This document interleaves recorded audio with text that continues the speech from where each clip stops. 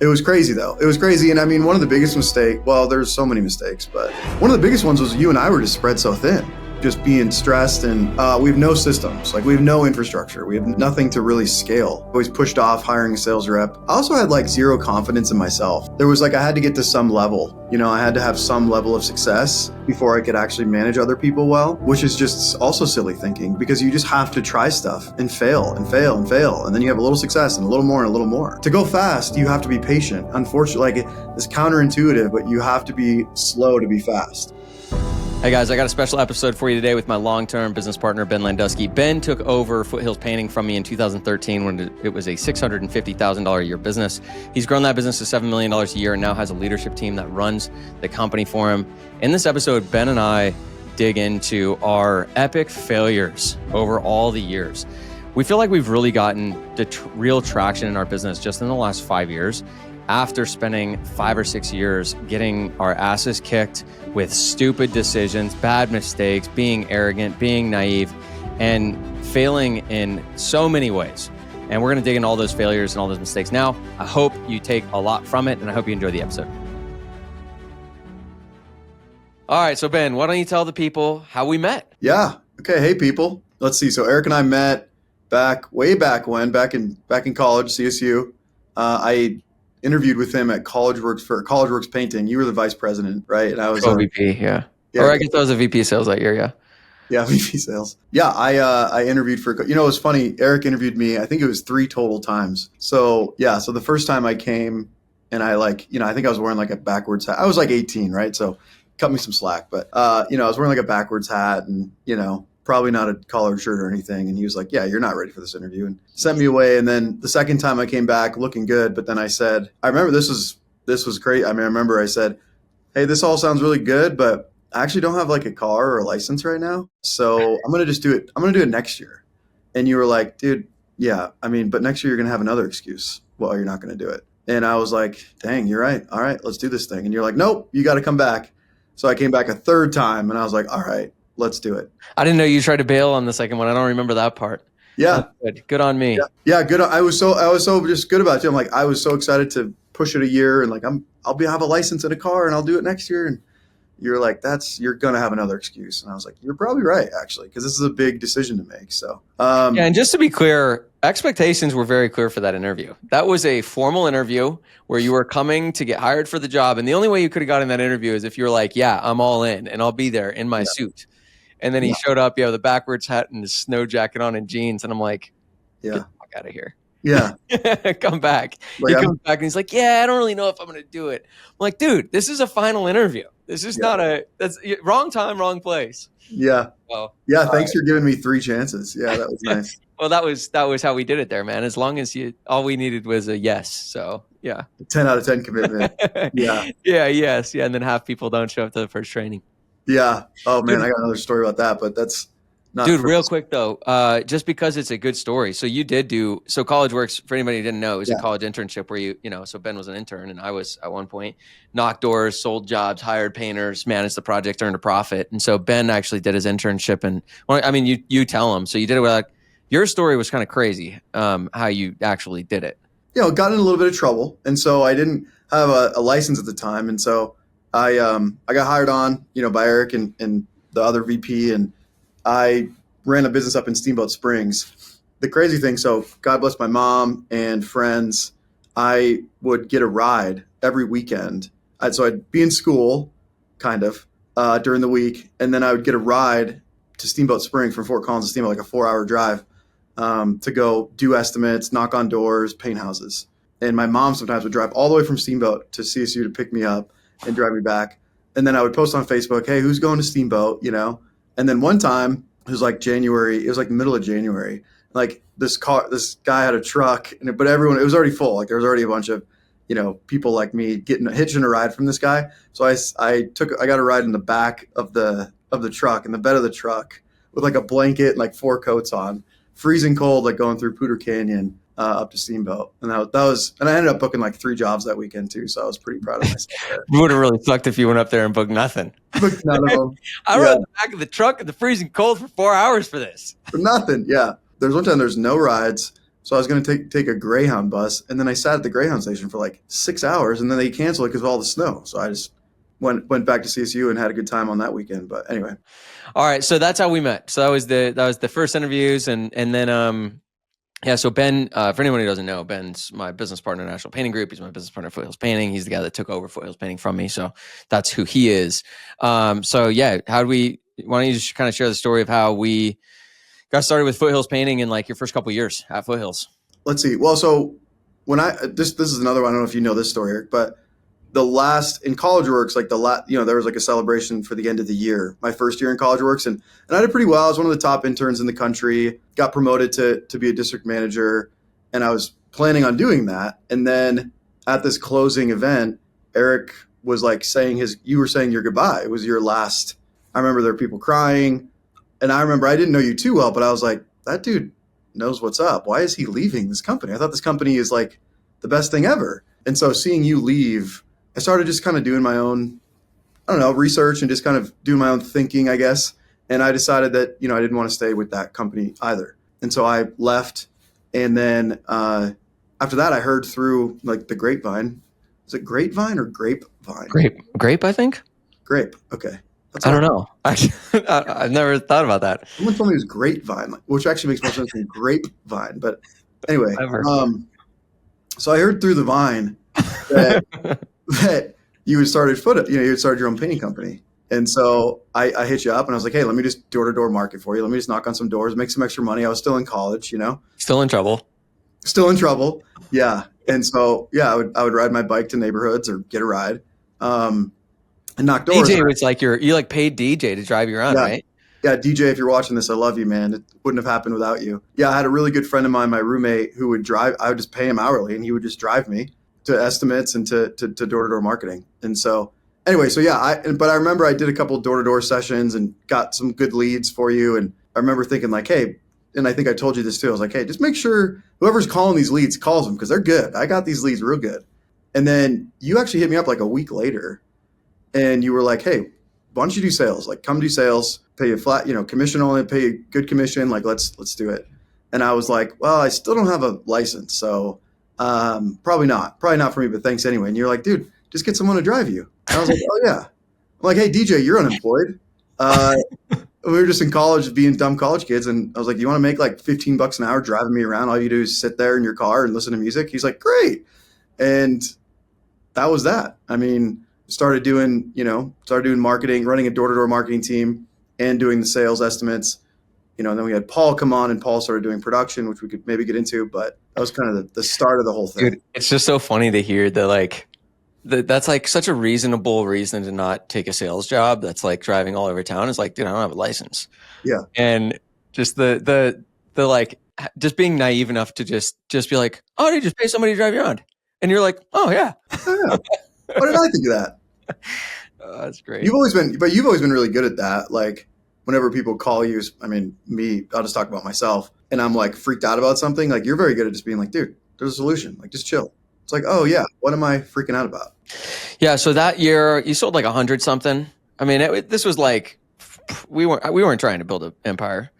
We were just like, Ben was getting beer money and college money. And I was pretty much doing the same thing, but I was just trying to travel and stuff. So I think we did a total of like 145, 150 grand that year.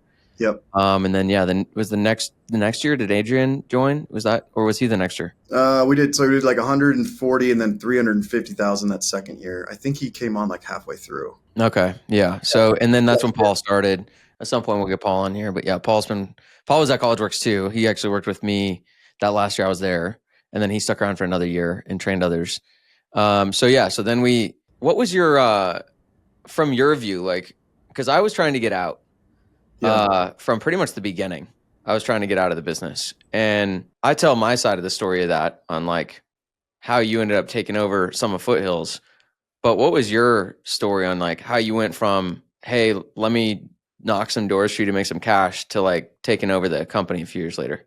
Yeah, at the beginning it was basically make enough money to pay off my loans and I knew how to sell paint estimates. And so that was it. It was better than like doing bartending, right? Or like waiting tables. Yeah. But after College Works, I knew as an entrepreneur, I knew I wanted to start businesses. I even tried to drop out of school. And then my mom like begged me to not. Yeah. And so I stayed in.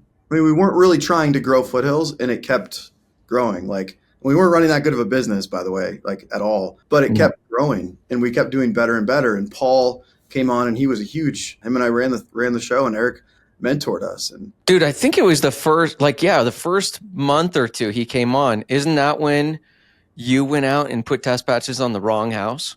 yeah, thanks You, for right? reminding me. Yeah. It Yeah. was, You yeah, I didn't was, book the job. He booked the job. And then he went out to put test sample colors up and put it on the wrong house. okay. In my defense, these houses were the exact same and they were like the exact same color. It was a pretty checkered neighborhood. But Yeah. then Paul painted two houses the wrong color in like his first month. Oh yeah. Yeah. Yeah. Paul and yeah, we had a good painter named Jay, and yeah, they painted some of the wrong houses. Yeah. Yeah. The Oh yeah, lighting well was, we painted a house. We painted a wrong house once. yeah. Well, yeah. And that test, I put test patches on the wrong house with the wrong client. She like I went back to the house and there was a note on my test patches on her house that said call me with her number, no name or anything. So I call her and she got a smoke. She basically just bought the paint. We repainted her whole house for free. Yeah. She got us. She got us. I mean, my fault, but That's funny. All right, so where were we? So we're starting. Oh yeah, how you ended up taking over. So we had no plans, but it kept growing. When did I start like telling you? When did that? When did that even like become a thing? From your like what? We've never even talked about this. well, so Adrian, my friend, came on and he started doing sales, and at that time it was you would run your own marketing team and you would do your own sales. So him and I were both doing that, and then all three of us and Paul were like, let's scale, let's you guys be sales managers and hire sales reps and run it and all that. And Adrian and I both were, we both weren't trying like all that hard. I mean, he lived with me. I know he knows we both weren't trying very hard, and then there was like a point where I was like, hey, this thing, we could really do something with this painting company. We could actually really do something special. And I don't even remember exactly when it was. Well, at that time, special was like we could do 1 million. Yeah. Oh yeah. I mean, You we could remember do something special. We could like do 1 million. we were all about being an EO. It was all about getting to like the EO or the entrepreneur organization or whatever it is. That's right. Yeah. Yeah. Get over 1 million. Let's do it. That was like the big thing. Yeah. And you started talking. So I was acting schmucky, I didn't have a lot of integrity, like blowing things off. And you called me on it, which was really helpful, obviously. And, I started getting serious about like, hey man, like this really could be something. And so, the year before I took over, you and I started talking about like what that would look like. Cause I was also about to graduate college. And so I was like, I was actually considering I never told you this. I was seriously considering starting a brewery. So I was big into beer. And Odell and New Belgium and all I was like, I'm gonna get a brick and mortar brewery. I'm gonna brew beer. I'm gonna sell beer. Like I want to be an entrepreneur, but I want to do with something I love, like beer. Thank goodness I didn't do that. But so yeah, I started just really figuring out like how to manage, not well, but at least how to manage people and not have such high turnover. Like how to manage my calendar and actually do things the right way. And so that was the year right before I graduated college. We started talking about it more and more. And I remember you saying like, dude, it's not even in your results, because my results weren't like great yet, but you're like, you're operating like an owner, and you continue to operate like an owner. We'll have ownership talks at the end of this year. And yeah, my plan was that started for me when I was like, I think I'm going to go be a landmark forum leader. Or I'm going to go, I didn't know I was starting other businesses at the time. I didn't want to be in the painting business because it wasn't cool to be in the painting business after doing college works for 6 years and telling everybody how lame it would be to go be in the painting business after college works. And so I was trying to get out every way I could. And I remember there was a part of you that didn't want to do it because you wanted to go travel the world and stuff. Yeah. Yeah, that too. With all your money. Yeah, with all my, basically be a vagabond. My buddy Kyle and I were like, well, we want to travel the world on just basically hop trains. And I don't know. We had some grand plans to like work and then travel. And not that I talked you out of that one too. Yeah, you talked me out of that one. Yeah. So now I've been traveling over the world with money, with my wife. Much more fun with money. Yeah. All right. So then, so in end of 2013, right? Before 2014, it was here's 50% of the company. You run it now. Yeah. And then you basically doubled the company. Right. Yeah, which was awesome that's kind of, I think we didn't know it yet, but that was like the root of National Painting Group and what we're doing with National Painting Group. Cause it was like, I didn't know what you were going to offer me. I was most likely probably going to take it if it was some ownership and you were like, hey, how about I give you half? We're 50-50 partners. You're going to run the whole thing. I'm just going to mentor you and that's it. It was incredible because I was a college kid, got out of college, started making six figures right away with a company I really loved and had built with Paul and you. And it was just such a win-win because then you got all your time back, but then made the same amount, if not maybe even a little more money the next year. It was about the same. And yeah, I mean, I didn't have a lot of time I was putting into it, but yeah, something. Yeah. So that year, we did 650,000 the year before I became owner. And then we did like 1.2 or 1.3 million. Yeah. That next year. And it was fun. I mean, one of the most fun years. I mean, Paul and I just went gangbusters. Like there was a little bit of hail we had in Fort Collins. And so we went after roofers. And I mean, I was just booking everything I could. He was producing it all. Again, mind you, not that well. Like there was a lot of mistakes we were still making, but like it was a really fun time just to build a great business or to build business and have fun with my friends and work my butt off, Well, dude, it was also, I remember your personal sales was like 300K the year before you were an owner. And then the next year you sold 750K. That's right. It was like, there was something that happened where it's like, you were acting ownery enough to be like, hey, you've earned it. What we've been talking about, you've earned it. But then when you actually became an owner, it was like, you operated on a totally different level. Yeah. I forgot about that. Yeah. As far as the numbers go, but yeah, it was quite the shift.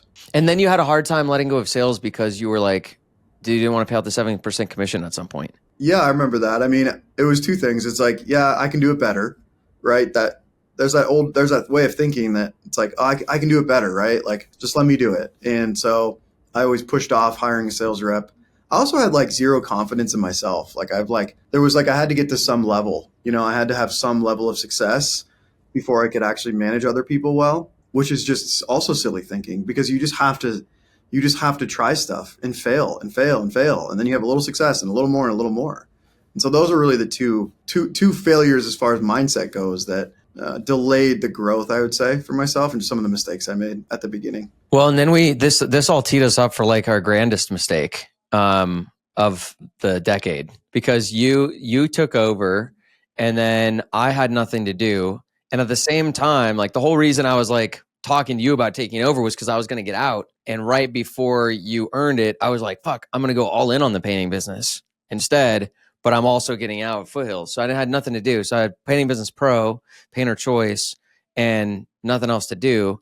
And I was like, well, maybe we'll franchise and we'll start bringing more people on. And that's when we ended up talking to Mike and bringing on a partner. Dude, that was that first year you were the owner. Like we just went right away. There was no building a company happening. So that's another memory I have. So we were crushing it at Foothills. And then I think that's the first year we got the office too, because it was in your office. We had this conversation, I'm almost sure. And you were like, yo, so I have people like Painting Business Pro that love everything and they're building their businesses, but they want to work with us. Like they want to like do more with us. And you're like, you want to start we didn't even know the name NPG, National Painting Group. It was like, you wanted to start a thing where we like support other people in other states and start other businesses. And I was like, yeah, let's do it. Let's go. I mean, and at the time, I think that was me not wanting to fly out, like, well, I don't want to like fly out and launch them and stuff, but if you want to go do that, I'll just sit back here and coach them. That's right. Yeah. Which I love. And speaking of my, worries about my own confidence in coaching, it was a win-win because I was like, I'll go travel the country and see all these cool places. Then they're off. Then you can take them. Cool. Yeah. Little did you know that a year and a half later, it would be like the worst year of our life. Yeah. So that was rough. So we started Mike and that was awesome. I mean, Mike's still, really good friend of Eric, of you and I's and love the guy. Flew out to Michigan, had never met him. There wasn't like Zoom wasn't really a thing. Video chat wasn't much of a thing. It was just multiple phone calls. I flew out there and my plane was something happened where like we had to show up at the first estimate we had set together like 10 minutes beforehand. So we like shook hands and like walked.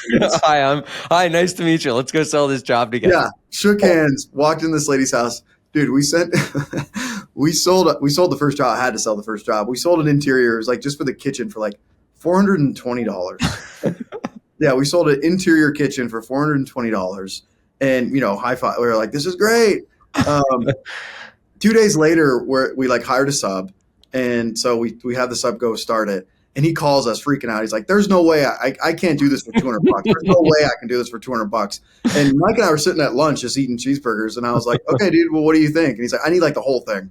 I'm like, okay, yeah, go ahead, and just click. And that was the You're first. like, and Mike, that's how it's done. Yeah, exactly. Like, stay calm. We're gonna make some money one day. Yeah, that was the first ever NPG booked besides Foothills paint job. That's how it started. Yeah, that And sub didn't so work with us after that ever again. Mike stumbled into there, and by the way, there's like, if you're ever hanging out with me and Ben sometime, there's some real gems of stories about Mike, his trip out there to Mike. Um, quite the beginning was crazy. So then Mike stumbled into like his big commercial job. We ended up winning it and making a bunch of money. And so then the next year we started, and I shared this on another podcast, but we started a bunch more. So dude, well, we started 4 more the next year, and that went pretty well, Pretty well. relatively, enough that we're like, yeah, let's just start 9 more next year. And we brought in all these partners. And then why don't you share from your perspective, like what your next 6 months was like, the beginning of 2016? Yeah, it would have been Yeah, 2016. yeah. We agreed to partnership with nine partners, and so basically the setup was I would fly out for a week to the new partners. It was anyway Dallas, New York. There's 9 of them. Chicago, Miami, Miami. Indianapolis. Yeah, Indianapolis. Yeah, White Oh, River. there's a Phoenix in there. Yep, Phoenix. Yeah, I went to Phoenix in like middle of July to start a painting company. That's basically like winter in Colorado, so that was silly. I mean, Like, let's go anyways, knock doors in 120 degrees. yeah, people were like, they wouldn't open their door because they didn't want the AC to get out. So they'd be like, no, dude, I'm not, get off my step. Yeah, it was. Anyway, so I'd fly out for a week, and we'd get them their first door to door leads. We'd go sell the job. We'd hire subcontractors and hopefully even paint the house. So it was a jam packed, like, 5 to 7 days every time. And so I would do that for a week, and then I'd fly back here and attempt to run Foothills for another. Attempt is the right word there, yeah. Attempt to run Foothills, mainly just like tried to sleep and just whatever. But so every other week I'd fly out to the new partner and start that. And man, there's a story for every single one. It was crazy though. It was crazy. And I mean, one of the biggest mistakes, well, there's so many mistakes, but one of the biggest ones was you and I were just spread so thin. I mean, we just couldn't, like, a lot of my memories are like red eye airplane flights at DAA, and like just being stressed and especially as the season went on, because it was a drag, and then you had to manage all these partners. Plus we were trying to run Foothills. I mean, We had nothing. We had zero infrastructure for it. There was nothing being built. Like, we weren't building a business. We were just like a business. I mean, I don't even know if it was running a business. being We run were by just a bunch of businesses. I don't know what you call it, but yeah, I was doing one-on-one meetings with like 14 different business partners or something like that, or 14 direct reports to them between Monday and Tuesday. I remember being on a trip up in the mountains, like a ski trip, and just having no life at all, that year. And it absolutely sucked. Yeah. And we were just failing everyone. I mean, there was no success happening. No, and we partner with some people we shouldn't have partnered with. Like, some people weren't ready. We shouldn't have partnered with for sure. But there were some that were good. We couldn't support anybody. I mean, it was just like, it really was being run by like 12 different businesses at one time. What was our thinking? What was your thinking or our thinking back then, from your view, of like, what were we so dead wrong about? What were we naive about? And Well, we had some success with Foothills and with a couple other, Alyssa had started that year prior, and so we had some success with her. And she was homegrown. She was a marketer for us, then a sales rep, and she was great at both. And so we said, hey, let's start a business together. And so she was rocking. So I think in my view, we were arrogant, and we had these egos of like, oh, we've got this figured out. Let's just duplicate this all across the country. Here we go. and we really overvalued just what was in our head. Totally. Like, which, there's some truth to it, where, what we knew, just partnering with me and having access to me, I probably can double the speed of growing a business. So it's probably worth, it's like, yeah, you could make that argument, but then that's all we had to contribute. Like, we didn't really have anything else to contribute. It's not like we had like amazing infrastructure or amazing support system. Like, there wasn't a lot we had to contribute except for what was in our head. Yeah, we had really almost no systems. I mean, we had like the initial call script and like Q&A, pre-close, walk around, I mean, for anyone listening to this who's like, knows Painting Business Pro now, we had what is in the Painting Business Pro program now dwarfs what we had as systems and infrastructure when we were launching these companies. Yeah, I mean, it really was like probably 12 total SOPs. Uh, yeah, and I mean, and also we didn't do research on the actual different locations because there's some subtle differences in different parts of the country. It was just like, we're just going to make it work. Well, we basically didn't have any marketing mix to speak of either. We were just like, hey, we're going to start, and you guys are just going to knock a bunch of doors, and then you're going to sell. And oh, you have a full-time job? Don't worry about it. It's okay. We'll figure it out. It's I okay. mean, it was so cavalier, and we had no legitimate agreements. We essentially had no screening process. Basically, anybody who we Yeah. liked. I mean, we like people. Like we love people. So like when we're talking to someone who's like, dude, I'd love to start a business with you. I've been watching you on the internet, and it's like, I'm like, cool. They're excited. I'm excited. I love that they're excited. And we're like, yeah, we can make this person successful. And it was like, I don't think that there's no one we said no to. No, I can't think of anyone. We were just like, from my college works days where it was like, anybody who says yes, like you could start the internship. It was like, anybody who says yes, let's start a partnership. And we were really also like, yeah, there were so many things wrong. Yeah, we had no, I mean, we had no SOPs and systems for hiring, for recruiting, no application process. I think they filled out an application. It was like, if you fill that out all the way, because it was a thorough one, very thorough application, Yeah. then you're in, you're a partner, get on board. Gosh, dude, I wonder what someone thinks listening to this. Like, it's embarrassing how stupid. Oh yeah. Yeah. It's like, even as I share this, I'm like, man, how are we like so stupid to make these kind of mistakes? And at the time, this is the thing that's like valuable, probably notice is like at the time, all of it seemed like really smart. Oh yeah. I mean, it seemed like we were supporting the 4 people, which that seemed really good. Like their numbers were really good. They were happy. We were happy. Businesses were profitable. Like they were all growing. It seemed like we had more capacity. Like there were just things that we didn't even see. And honestly, like I think for my view, this was probably the most important failures that I ever had. It was such a seismic shift in like how we approached growing our business after that. Yeah. 100%. I think it was probably the biggest. I mean, it's so good that it happened. It was a bummer at the time, but such a turning point after we made all those mistakes that year. I mean, because we made all the mistakes. We made them all at once. We made so many mistakes at the same time. And then, dude, you were like a shell of yourself for the next year. I call them the dead year eras. I'm sorry, yeah, the dead year era. There was like half of that year, like towards the end of that year, I was like, this is just not what I signed up. This is terrible. And then the next year, like I mean, I basically just turned really kind of selfish. It was like, all right, that sucked. I'm burned out. I'm just going to like try to work as least as possible and make the most money as I can and like somehow get out, Yeah. as if I was like stuck in some gang or something. No, but it was like, dude, that was the game for a long time. That was until like 2019 or 2020. I mean, it was like 3 or 4 years where it was like the game now is to get out of this. Right. Yeah. We lost the love for it. I'll just say I lost the love for it. I was very much looking for other things. Not that hard. I was more just like, I just need a rest, Yeah. And then, yeah, so those couple years, those were tough. I mean, they just were the lost years, it just was like, for dude, me, what's kind of crazy is like Foothills literally grew every year through that. I know. That's what was nuts. Yeah. Yeah. Not trying, and we were still overcommitted too after that. We Right. had, so I mean, by then Foothills is doing like a 2 or 3 million a year, probably a couple million, 2.5 million, something like that. Yeah, I think, if we're starting to get up in the 3s, 3.5. No, you're right. No, sorry. That was, yeah. That was later. Mid 2s, yeah. Well, then you still had a smart idea to like, I mean, I was dead to the world. You probably were somewhat, but you still had the idea of like, okay, what did we just learn here?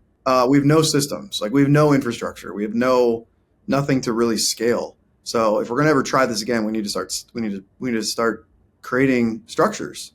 And I don't know do you know what year it was when we did that really big SOP creation videos? Yeah, it was 2000. It was 2019, I think, because it was after we did the big event at the Grand Hyatt on the top floor. And I'm pretty sure that was like December or 2018 or January 2019 is when we did that 2-day event. Yeah. And that's when like, all right, like we're building something in the company, like the people in the company, the 22 people here created this. And so we're just going to like give ourselves to that. And so it really was like from 2017, 18, 19, those 3 years were like chill out and let's just build the companies we have. Because we were like, what are we doing starting all these other companies? We've got 5 companies. We got 5 partners. We like totally screwed them this year. Like we didn't help them when we were starting all these other companies. Like we just felt it was super selfish. That was the other thing too. Yeah. Like it really wasn't about our people. I mean, we were, but we thought it was. Like we were lying. We were really good, and I'm saying this just for anybody listening. Like we were really good at lying to ourselves. We were good about lying to ourselves that like we were doing it for other people. We were doing it. It's like no, we weren't. We wanted to like run $100 million company and get rich, and it was cool, and it was flashy, and it was big numbers, and it was like it was super selfish. It was super arrogant. It was super naive. There's a theme here of like how much we lied to ourselves. You know, when we talk about we'll talk about client retention in a little bit, and like the customer experience we delivered for so many years that was subpar. When you went and did the Being a Leader course with Werner Erhard, down in Cancun, and that when you came back that first year, that really altered everything for me, and I think for our whole company, because it was like we've got a bunch of past in our future. Like we're living into this cruddy thing. None of us want it. Like, so why are we living into it? And then, we rented a place, the Grand Hyatt in Denver, awesome sky, up in the skyscraper building with like 20 or 30 of our employees and business partners. 22 or 24 people. Yeah. And we just got the whole like what's probably going to happen. We got all that out, what we're most likely going to happen, all the good and complaints, the complaints, the frustrations, what people predict, what they don't like, what they're going to continue to not like. Management's going to do this, and then this is going to happen. It was interesting because all 20 people, 22 people, however many it was, everyone individually kind of wrote down like, what do you think the future is going to be? And everybody matched. It was like everyone knew. We already knew like this is how the future is going to go. Right. This is how sales is going to go. It's how production is going to go. It's how every year we're going to get pumped up about the goals, and then we're going to fall short, and then we're going to be deflated, and then at the end we'll justify it, and then we'll do it again the next year, and we'll keep getting incrementally better. And it was just like the future was already filled up. That there was no room to like invent and create anything new. So we spent a lot of time identifying that and getting it out of the way, and then creating like, all right, well, what do we actually want? Yeah, I mean, it was such a good experience of like getting everything out and just. Because there was so much stuff. I mean, we spent most of the time just getting all that out of the way. Friction between production and sales, more than friction, like not liking hostility. Yeah, hostility, nastiness. But then we'll make up for it and we'll try again next year and just all this crap. Yeah, and I think we were, what was our revenue back then? It had to be around 5.8. I think that was our 5.8 year. That was system wide. I mean, Foothills here was probably 3 million. We had lost a couple of the partners we had. At that time I think it was just the 3 companies. I think maybe 4. It was like Mike, Alyssa, Hunter, and Foothills at that point. So everything we had started in 2014, 15, 16, everything was gone except Hunter, who started with Foothills, Alyssa, who started with Foothills, and Foothills. And Mike was still up doing his thing in Michigan. And since then, just, Mike's had a lot of like health. He's just been dealing with a lot of health issues. So we've like shut down that business and he's focused on his health stuff. But anyways, so we were doing like 5 million or something like that. And that's probably when we actually got serious about the business. Yeah, that was for sure when we got serious. Yeah. What do you mean by serious? Because a lot of people, you could probably say like, man, you guys sounded pretty serious in 2016. Like you're flying all over the country and stuff. Like, what do you mean when you say serious? We got like re-serious. Yeah. Well, look, I mean, I think for me, like I stopped playing the woe is me, poor me, victim. Like, I got clear, like, dude, you failed. Like, okay, you failed, but you failed big, it's okay. You failed. So what? By the way, that year when we started and stopped 8 out of 9 companies, we still made really good money. Yeah. Like, we were still just fine. So I think for me that year, when you came back with that new stuff from Being a Leader, which, by the way, the Being a Leader course, I mean, that's like taught in Stanford Business School, Harvard Business School. Like that stuff was grounded in a lot of good evidence. Like that stuff was amazing. We went anyway. I think we took our whole crew there the next time. So I went once, and then we went back and we brought like 6 people and partners and things like that to the course the next year. And that's when we came back and created the future. And I think when what I was thinking is like we got serious. One of the aspects of that was like we got honest with ourselves. Mm-hmm. Yeah. Like we got honest with ourselves with that we didn't have a good business. Right. We were hiring, that for sure we got honest with ourselves. I mean, we got clear. One big thing we got clear was we tolerated, pretty average, below average performance from painting contractors. It was very much like just get the paycheck and, or get the balance check and kind of get out. That was how we talked about it.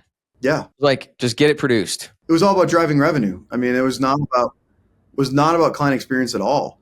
And it also really wasn't about employee experience. I mean, more so, like, I cared about my employees, but like there wasn't that big of a focus either. It was very much, we got real about how much it was about us. And by the way, these are not black and white things. It's not binary. It's not like I care about my employees or I don't. I care about my subcontractors or I don't. I care about my customers or I don't. It's not binary. It's like a sliding scale. And we were like good enough on all of them. We were like, we were better than average. I mean, we were better than like all the painting companies around us. We were the most reviewed, highest reviewed company on Google in our area. We had amazing employee retention. Our people were paid well. Like, our people had great lifestyle. They had a lot of time off, so it's not like it was bad, but, and I'm saying this that anyone who's listening can, like, the value is to check yourself, because that's what we did. Like, we got honest with, like, all right, but how, like, what are we really committed to though? And I think that's what trued us up is we started to get clear about, like, what is the business we're creating. And when we created that, we were like so short of all of it. Yeah. Like, man, an extraordinary customer experience, huh? Where referrals are pouring in. Yeah, we're not there. No. Employees experience this in training development and love each other and love the culture. It was a shitty culture, relative to that. It was a good culture relative to like your typical company, but it wasn't a fun culture to be. I mean, it just overall just wasn't, none of us were having a lot of fun. It wasn't as fulfilling. I mean, it just was like, it was just really about the money and for me, it was just about me. I was, and I got clear, like, that's not actually what I'm committed to. Like, don't actually want it to be all about me. Well, dude, what's crazy too is that that's actually just like totally normal. It's like, well, yeah, that's what your work is. It's like money and, you get there. But that's what's been really powerful over like the last 5 years, I guess, since 2019, when we did get honest about it and we have started to show ourselves up. Like, we actually do deliver like what we could say is like an exceptional experience to customers. We're not perfect, but like we're still working on that more. Like, for our team and our employees and for our crews and subcontractors and what we like, that's what we spent so much time, working on. So I think that was one of the powerful things about that when we created a new future, at the Grand Hyatt it was for our employees. This is an ad for the Grand Hyatt, by the way. We're getting paid. Yeah, exactly. At the Grand Hyatt. At the Grand Hyatt. If we say it 25 times, they're sending us 10 grand. Yeah. But, like, our employees got, like, we made it together. Like, we created the future together instead of like you and me just like, hey guys, look at this. Isn't this cool? You have to say yes because we write your paychecks. Like, that was the first time. And now we do this, like, this is our whole blueprint at National Painting Group is made by the people, not by Eric and I. It was made by all. So it started then where people really got a say. And I think the fear for you, if you're a business owner, is like, I can't like really get people to say, because like, what if they say the wrong thing? Or like, what if I lose control? And it's the exact opposite that happened for us. I mean, yeah, we still have control. Like, I still make decisions because I'm the owner when I need to. But the more I trust my people and then develop and train them, the more this thing just scales way faster. It's crazy. Yeah. Well, so that's the, where we can kind of take this to. So obviously there's been a lot of, we've learned so many things the hard way, the long way, the painful way. And I wouldn't have it any other way because of how things have turned out. They wouldn't have turned out this way if we hadn't gone through a lot of that, and things are so good now. But the last 4 years has been a lot, like, we've actually had a lot more growth in the last 4 years than we did when we were working our ass off at trying to drive growth. Yeah. It was, 9 million, 12 million, 16 million, 23, 24 million. But with the new acquisitions and everything, it's over 30 million. But let's talk about Foothills. So that's like the whole thing. But if you talk about Foothills, like, why don't you share a little bit about, what Foothills looks like today, the team, the revenue, all of it, the structure, and just Foothills today. Like, where are we at now? Yeah. So we got a team of 18 at Foothills. Love them to death. I mean, just a bunch of amazing people. So that's the W-2 team. So that's largely office managers, production managers, sales reps. Right. And then a lot of subcontractors who have worked with us for a long, long time. Yeah, probably 40 total crews, and 20 of which have been working with us for a very long time and are full time, pretty much, are always working. So 18 staff. We were just shy of 7 million last year. So proud of that. This year, I don't know what's possible. We just hired on 2 new sales reps. They're both great, Rachel and Milan. So we have 7 sales reps. We have 5 production managers, 5 project managers. We're going to hire 1 to 2 more. We have a business development manager, so she's mainly working on commercial marketing, commercial sales. And then we have a director of marketing and 2 office managers. Yeah. That's the structure. And then we also have an employee painter, and he's awesome. He does our warranty work. He also does like smaller specialty jobs, so he's just a great resource to have as well. He's a great guy. We kind of brought that in because we had so many small jobs that we didn't want to like send people out to. So we created kind of a system on how to handle those because of the referrals they generate and the future customers, repeat business, all that they generate. We didn't want to say no to them anymore. Quite recommend that yet. We're still working out the kinks. Yeah. So hit us up later. I wouldn't do it yet. Well, that's the thing that's so crazy, is we've had so much growth in the last few years, like the health of the business, not just like revenue growth and the health, financials of the business, but also like team retention, how happy everyone is. Like the business has gotten so much better in 4 years. But when we first created that future and we said, all right, we're going to build this business the right way. We said, all right, next year, let's get all the systems in place. And that's taken 5 years. Yeah. And I think now we probably have a longer list of things to improve than we did back then. We do. Yep. How long have you been working on this small job system as one example? Like how long have you guys been like tinkering with that? That's been 3 years. Yeah. How long did when we decided like, all right, we need to build a really robust CRM for like what our future plans are. How long did building out the Salesforce CRM take you? That's 5 years. Yeah. When was it? How long until it was like pretty solid though? Because we're still working on it, but yeah. 2 or 3? 2.5, 2 years probably. I mean, how long did it take? I mean, it takes so much. Things take time. Yeah, things just take time. Yeah, they do. And same with, marketing. If we talk about marketing, like, when COVID happened, I mean, we were 90% door to door is where all our leads came from. Well, it was 50% door to door, but pretty much the rest was like referral and SEO. Like it was basically the only thing we did. Yeah. So anything like we actively did was like door to door. And COVID hit, and obviously that sucked for everybody, but it woke us up to like, it's not good to have just one lead source as your only lead source. And so we got really serious about learning. Like we just started learning Facebook ads primarily, Instagram ads, Yelp, Nextdoor, we got really serious about that. Not even that serious though. Like I personally, like I didn't like marketing as much. So I was like, I did just enough to like get enough leads to focus on sales. And then really the last 2 years, I would say, Hunter probably the last like 3 or 4. For me, the last like 2 years, I've gotten really dialed in with like, okay, the whole marketing mix, what are all the things? And it just, like you just said, Eric, it just takes like some time. Like you've got to be patient. To go fast, you have to be patient. Unfortunately, like it's counterintuitive, but you have to be slow to be fast. The other thing that I wanted you to share about was just like how you're transitioning out of Foothills, because you are. That's also, been a work in progress for, I've gotten serious about it probably just in the last 8 to 12 months. Yeah. And the reason I'm moving out of Foothills is not because I love it. Like part of the reason I've stayed is because how much I love being the CEO of Foothills. I mean, it's fun. I love my team. I love my team, and we have an incredible culture, but what's really needed is what we're doing at National Painting Group, and how we're starting to partner with more business partners. We just brought on 7 new businesses, and what was that, 9 total partners, and they're incredible human beings. And there's a need at National Painting Group for me to step up and just support, our new partners. And so, last year we went to an event with Alex Hormozy, acquisition.com. Look him up. He's an incredible guy. At that, not that he said anything, but just at that workshop, that it just hit me like, dude, you are dragging your feet. Like you have leaders who want to step up and take over for you, and you're not letting them like move out of the way, and the future needs it. And so I started seriously talking to our 3-headed monster, we call it. So that's Paul Schroeder, Adam Dietz, and Sydney St. John. So Sydney's director of marketing, Adam is head of sales, and Paul is head of production. And they've all been with us for, Adam 5 years, Sydney 7, and Paul since almost the beginning. 2012 or something, yeah. And Sydney also started as an office manager and trains all them. She became a head of marketing in the last year because we said, we need you. Yeah, Sydney's a badass. She was a sales rep for us first. Then she said, hey, I'm better suited in office management. We said, yeah, you earned it. So then she was office management. Then she was quickly head of office.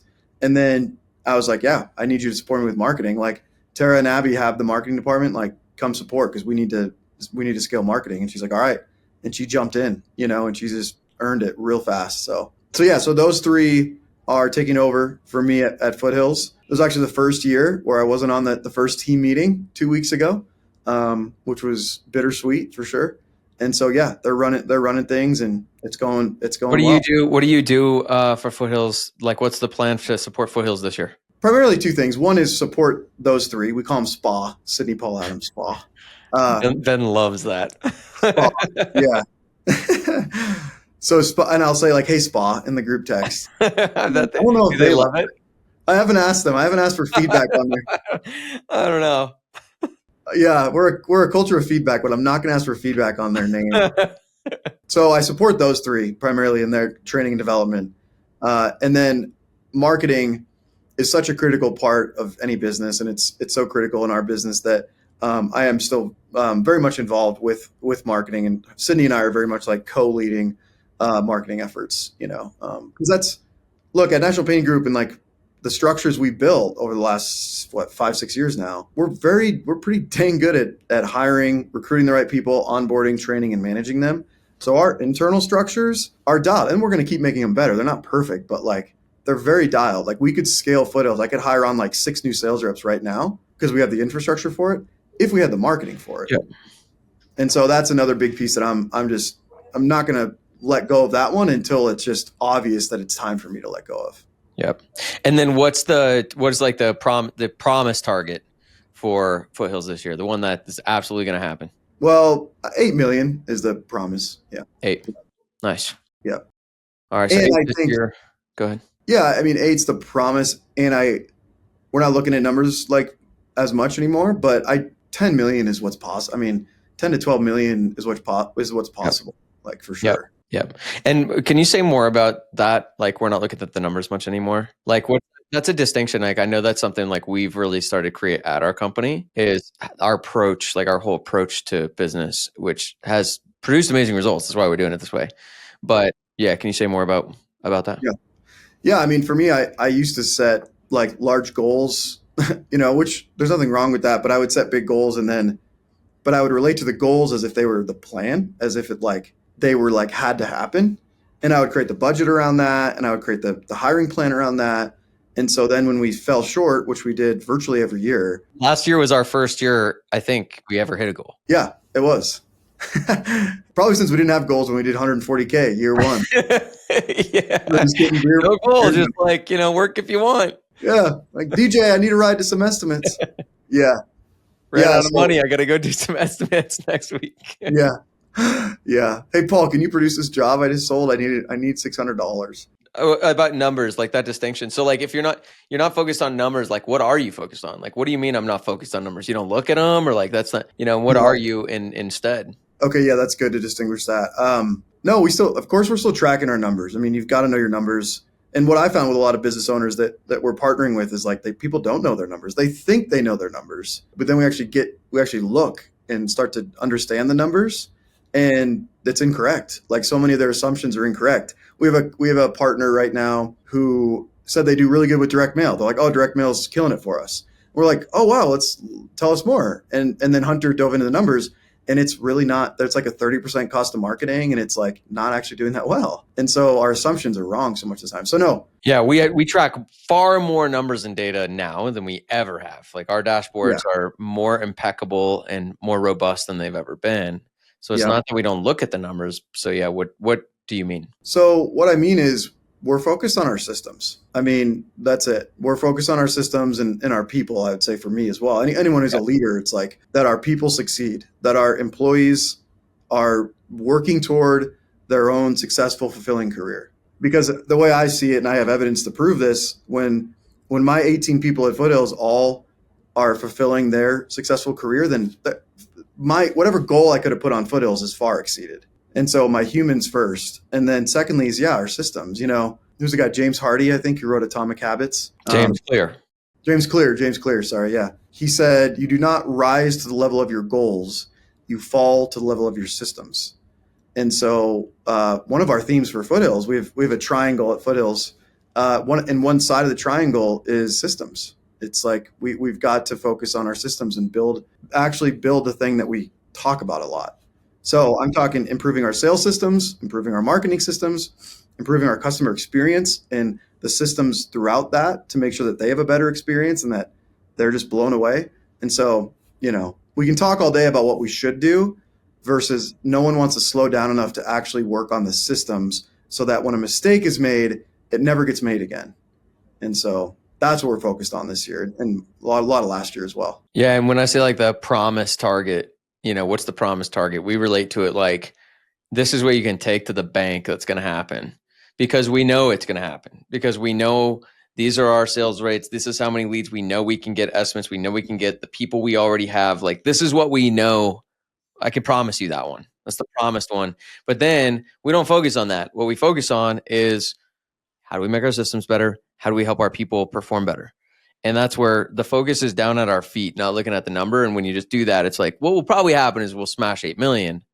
That's what's predictable is that we'll actually smash that if we don't just obsess about it. And we instead obsess about our people, our systems, our process, their success. Exactly. Yeah. Awesome. All right, man. Good place to end. Any last words to the listeners? No. Good luck out there. Yeah. Before you start a bunch of other companies, just give us a ring. We'll jangle. We'll save you some pain. But yeah, I mean, I think I hope you guys take the right lessons out of this, which is like go slow, build something great, and it will take time. And that's what we took the long way to get to that conclusion. And like all the great things have really happened for us in the last like 5 years since we started doing that approach. Those of you in the program, like hear me talk about this shit all the time. And now you maybe have a little more insight into why I say it so much. Cause we got a lot of scars. We got a lot of broken bones to prove it. Yeah. I'll say in 15 years now, I have not found a shortcut yet. The shortcuts I find is bring me back to where I found the shortcut and I have to start all over. So like there's no shortcuts. You just got to go all in and do it. And it seems slow, but then when you look back a couple years later, like it's not slow when you do it the right way. It's not slow growth. Yeah, we've had way faster growth doing this than trying to grow fast. Yeah. Awesome, man. All right, thanks, bro. We'll see you later. Thank you. All right, see ya. Hey guys, thanks for listening to the show. I hope you found it valuable. We make these episodes in the show for you, truly. So your feedback is super valuable to us, whether it's, things you liked, things you didn't like, what you want to see more of, what you want to see less of. Any feedback you can give us is going to be super helpful as we continue to evolve and improve the show over time. And if you want a copy of the Fast Growth Roadmap for Painting Contractors, which really simplifies the steps you take to building a business, we've got that resource for free for you. Just check the description or the bio where you're watching or listening to this episode, and you can just click and download that for free, and it should help give you a good roadmap for how to build and scale your business like the people that you're listening to on the show. So thanks for listening in. We'll see you soon.